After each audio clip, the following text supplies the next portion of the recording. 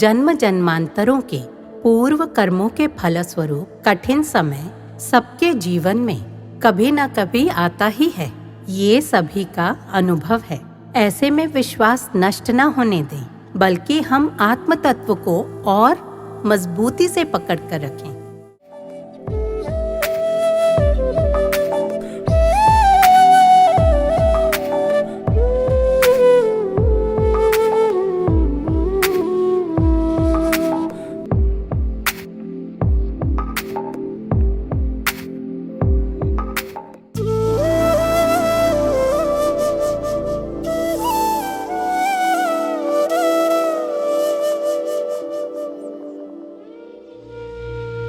कृष्ण का जन्म दिवस किसी अन्य व्यक्ति के जन्मदिन की तरह मनाया, खाया पिया, हल्ला गुल्ला, नाच गान और मौज मस्ती में बिताया।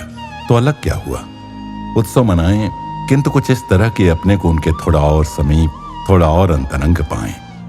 हम शरीर से वृंदावन, मथुरा, गोवर्धन की परिक्रमा करने ना भी जा पाएं तो मन सा चलें।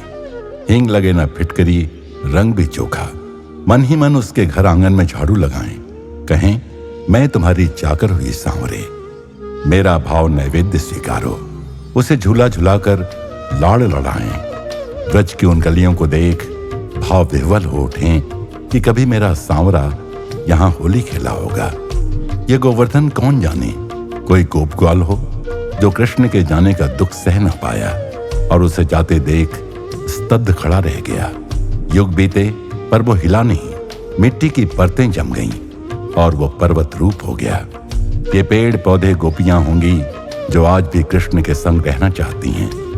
दिन भर वे आंखें मूंदे अपने प्रियतम कान्हा का नाम जपते हुए रात होने की राह देखती हैं और रात के सन्नाटे में कृष्ण की पदचाप सुनकर उसे निहार कर रसमय, रासमय, हरी भरी हो जाती हैं।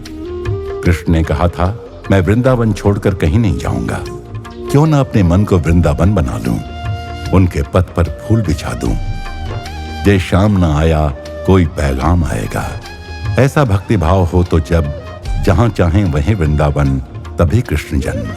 अपने मन मंदिर को ऐसा निर्मल बनाएं कि अपना प्यारा सदा के लिए आ बसे। भाव जगत में क्या संभव नहीं।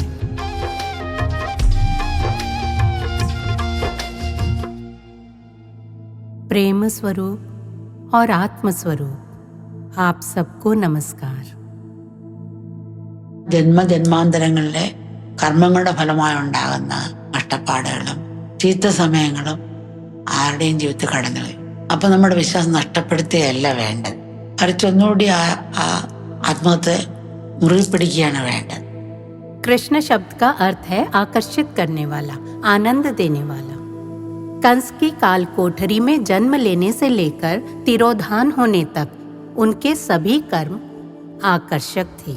उत्थान के साथ साथ मनुष्य को आनंद भी दिया, क्योंकि वे 16 कलाओं से संपन्न पूर्ण अवतार थे।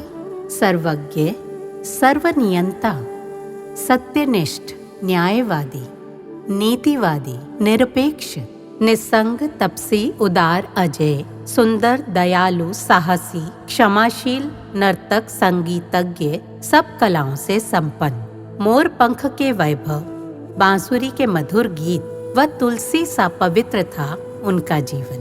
वेदांत के तत्व पर टीका, कालोचित धर्म की व्याख्या सा था। कृष्ण के साथ संपर्क एक दिव्य योग सिद्ध हुआ। सबके हृदय में निष्कलंक प्रेम जगाना था श्री कृष्ण अवतार का सबसे बड़ा योगदान।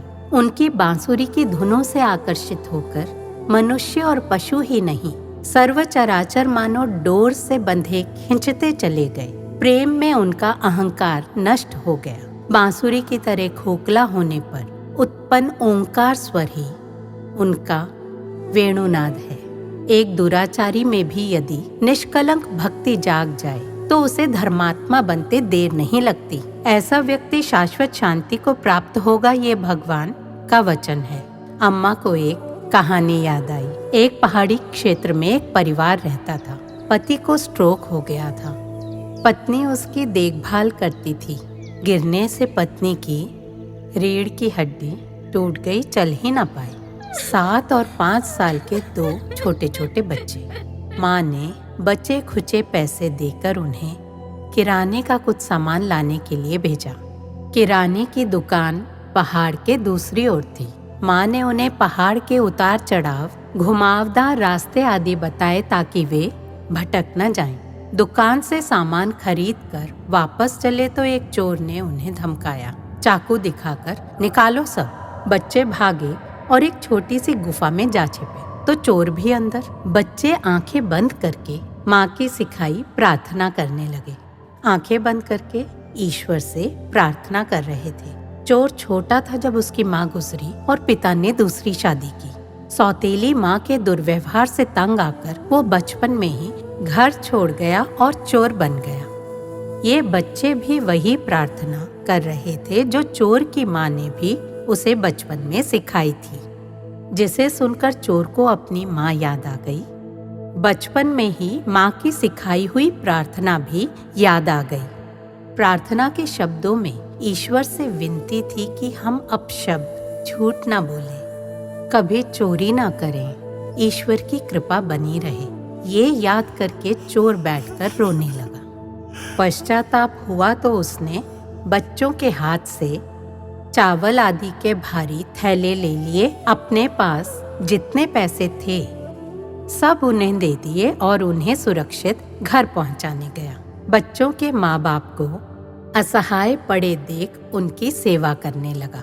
माँ के अच्छे होने तक उनकी खेती भी संभाल ली और उनकी सेवा करने लगा। उनसे विदा ली, फिर कभी चोरी नहीं की। ध्यान जप तप करते करते उसका यश फैल गया और वो एक प्रसिद्ध महात्मा बन गया।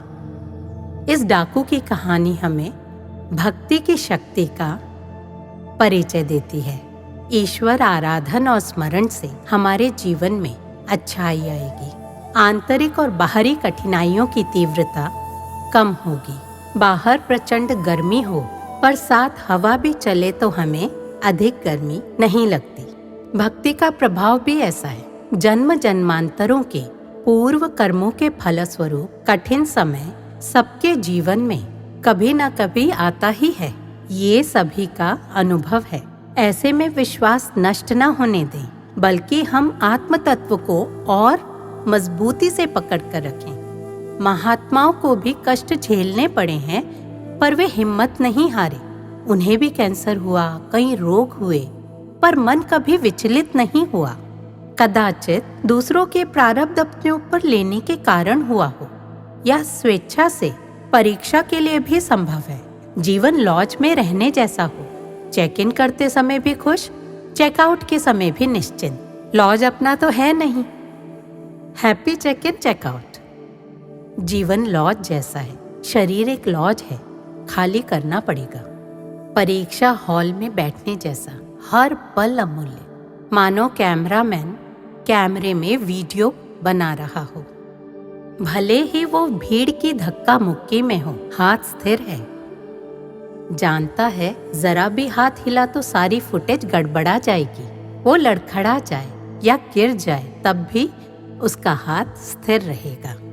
ऐसी जागरूकता किसी भी संकट में हमें बनाए रखनी है। ध्यान रहे, आत्मा मात्र नित्य है, उसे हम ईश्वर कहें या परमात्मा।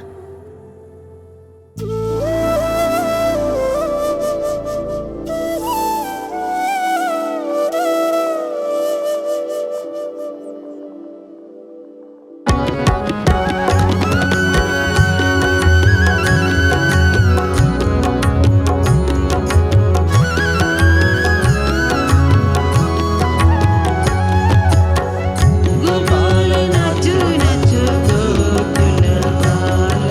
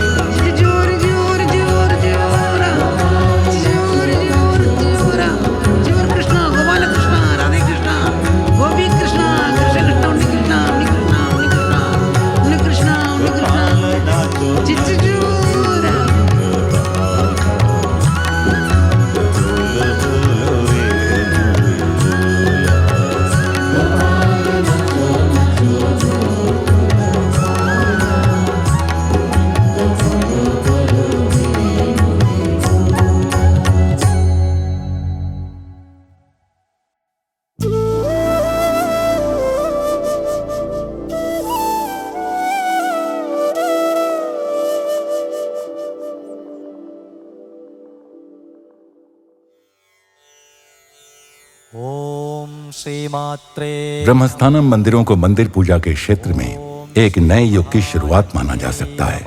पारंपरिक मंदिरों से अलग इन पवित्र स्थलों में एक ही पत्थर की मूर्ति है जिसके 4 दिव्य मुख हैं, शिव, देवी, गणेश और एक सर्प, जो कुंडलिनी, राहु और कार्तिकेय का प्रतीक है। ये असाधारण प्रतीकात्मकता इस गहन सत्य को प्रकट करती है कि सभी देवता एक ही परब्रह्म के विविध रूप हैं। मंदिर में मूर्ति स्थापना का वास्तविक उद्देश्य केवल बाहरी पूजा नहीं, बल्कि हमारे भीतर छिपी दिव्यता को जागृत करना है। जब भी अम्मा इन मंदिरों में प्राण प्रतिष्ठा करती हैं, वो हमें याद दिलाती हैं सच्ची प्रतिष्ठा हमारे हृदय में होती है, जहां हम अपने इष्ट देवता को स्थापित करते हैं।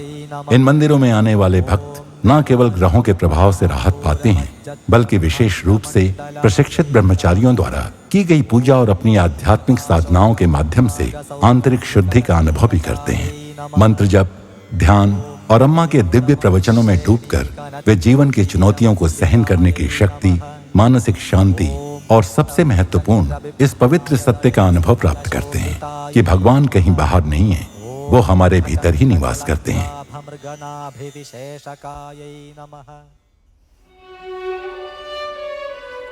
कोच्चि में अम्मा के दर्शन जारी रहे।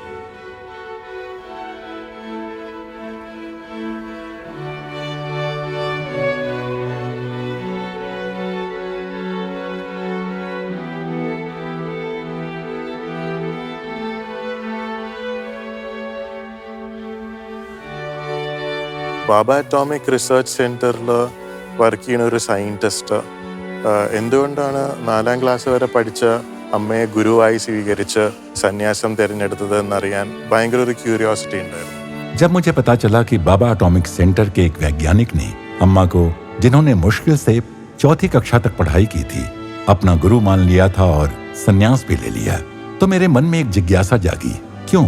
मैं अपने परिवार के साथ अम्मा के दर्शन के लिए अमृतपुरी गया। जैसे ही हम हॉल में प्रतीक्षा कर रहे थे, एक भजन सत्र चल रहा था और हिंदी भजन की एक पंक्ति, कोई लोटा नहीं उदास आया माँ जो तेरे पास, ने मेरा ध्यान खींचा। मेरे मन में विचार आया, मुझे इसे स्वयं सत्यापित करना चाहिए। मैंने संकल्प लिया कि अम्मा के दर्शन के समय अपनी मानसिक स्थिति का अवलोकन करूंगा। क्या मैं खुश हूं या निराश? हालांकि जैसे ही मैं दर्शन की कतार में खड़ा हुआ, अम्मा तक पहुंचने में लगभग 1 घंटा लग गया और इस दौरान मेरा ध्यान अन्य विचारों में खो गया। आमतौर पर दर्शन के दौरान अम्मा कुछ इस तरह फुसफुसाती हैं, मेरे प्यारे बेटे, लेकिन उस दिन उन्होंने कहा, मेरे प्रिय बेटे, तुम सदा सुखी रहो। मुझे तुरंत एहसास हुआ कि भले ही मैं अपना संकल्प भूल गया था, अम्मा को मेरे मन के विचार का पता था और उन्होंने मेरे लिए सही संदेश दिया। एक शिक्षक होने के नाते मैं अम्मा को विश्व गुरु के रूप में देखता हूँ, संसार के लिए एक गुरु। फिर भी औपचारिक शिक्षा के विपरीत, जहाँ छात्रों से कुछ योग्यताएं अपेक्षित होती हैं, अम्मा ऐसी कोई शर्त नहीं लगाती। वो सभी पृष्ठभूमि और क्षमताओं के लोगों को गले लगाती हैं, उनके स्तर पर मिलती हैं और ठीक वही देती हैं जो उन्हें चाहिए। चाहे अम्मा विश्वविद्यालय के मामलों पर चर्चा कर रही हों या अन्य सेवा पहलों से संबंधित मुद्दों पर, वो पूरा ध्यान और जागरूकता देती हैं। वो बिल्कुल वैसा ही ध्यान और जागरूकता तब देती हैं जब वो छोटे बच्चों के साथ बातचीत कर रही होती हैं और उनकी छोटी छोटी समस्याओं का समाधान कर रही होती हैं। हमने शायद अपने शास्त्रों और पुराणों में ऐसे महात्माओं के गुणों के बारे में सुना होगा, लेकिन अम्मा के दैनिक जीवन में हम इसे सीधे देख सकते हैं। वो हमारे सामने एक उदाहरण के रूप में खड़ी हैं, जिसका अनुसरण करना है।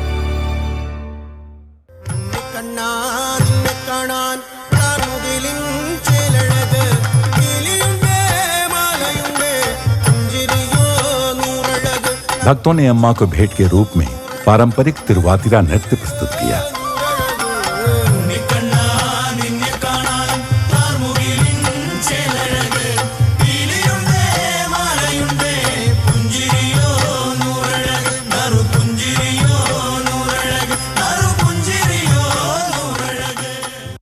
അമ്മ എന്ന വാക്കിന്റെ പൊരുൾ സ്നേഹം എന്നതാണ്। अम्मा शब्द का अर्थ ही प्रेम है। एक माँ के प्रेम में त्याग, करुणा, निष्कपटता, पवित्रता और निस्वार्थ प्रेम समाहित है। गंगा नदी की तरह अम्मा मनुष्यों के मलिन मन में बहती हैं। उन सभी को गले लगाती और सहलाती हैं, उन्हें शांति और सुकून से भर देती हैं। अम्मा निष्काम कर्म का मार्ग सिखाती हैं। आध्यात्मिकता का अर्थ वेदांत की चर्चा करना और समय बर्बाद करना नहीं है। हम देखते हैं कि अम्मा अपने जीवन से उदाहरण प्रस्तुत करती हैं, अथक परिश्रम करके दिखाती हैं कि कर्म ही कैसे आध्यात्मिक साधना बन जाता है। जाति और मत के भेद को पार करते हुए अम्मा के हजारों बच्चे उनके शिक्षाओं को आत्मसात कर रहे हैं और साधारण कर्म को आध्यात्मिक अभ्यास के साधन के रूप में कर्म योग में परिवर्तित कर रहे हैं। निस्वार्थ सेवा हमारे आंतरिक स्वरूप को स्पष्ट रूप से पहचानने का एक अवसर है। सेवा में संलग्न होकर हम अपने भीतर छिपे वासनाओं और अशुद्धियों को स्पष्ट रूप से देख सकते हैं। सेवानिवृत्ति के बाद अम्मा के कई बच्चे अपने सांसारिक अनुभव को समाज की सेवा के अनेक तरीकों में लगाते हैं और उनका संदेश विश्व भर में फैलाते हैं। व्यक्तिगत रूप से अम्मा ने मेरे जीवन में गहरा परिवर्तन लाया है। हम जो पहले केवल अपने परिवार की देखभाल तक सीमित थे, अब अम्मा के मार्गदर्शन से एक व्यापक दृष्टिकोण अपना रहे हैं। ये वही है जो मैंने अम्मा द्वारा सौंपी गई सेवाओं में संलग्न होकर सीखा है। कोच्चि कैंपस के छात्र भी हर्षपूर्वक अम्मा के लोकोपकारी सेवाओं में भाग लेते हैं। आज उन्हें पूरे मन से सभी प्रकार की सेवा करते देखा जा सकता है। जहाँ प्रेम है वहाँ उत्साह है और अम्मा के बच्चे कभी ऐसा महसूस नहीं करते कि वे केवल काम कर रहे हैं जब वे अपनी सेवाएं कर रहे होते हैं। बाजे मुरलिया बाजे रे, बाजे रे मुरलिया बाजे, बाजे रे मुरलिया बाजे।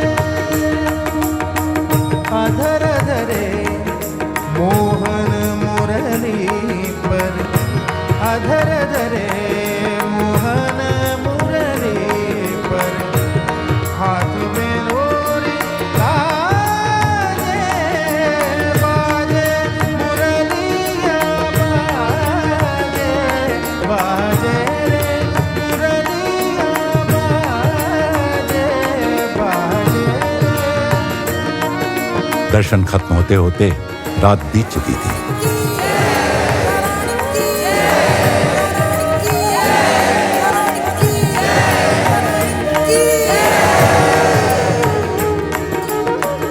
सभी के चेहरों पर अम्मा के साथ बिताए उस एक दिन की खुशी से मुस्कान थी। सभी जानते थे और पहले से इस बात का इंतजार कर रहे थे कि उन्हें कल अम्मा के साथ एक और दिन मिलेगा।